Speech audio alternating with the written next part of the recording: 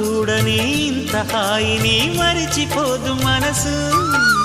ఒదిగి ఉండి నీ వాకిటిలో బదులు కోరి నే నిలుచున్నా. దారి తెలియని చీకటిలో వెలుగు చూసి కాదంటానా. ఊరించి ఇది ఏ మాసం?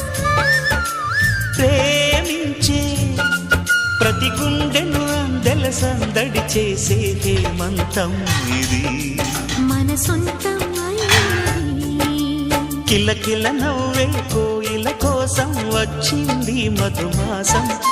మిలమిల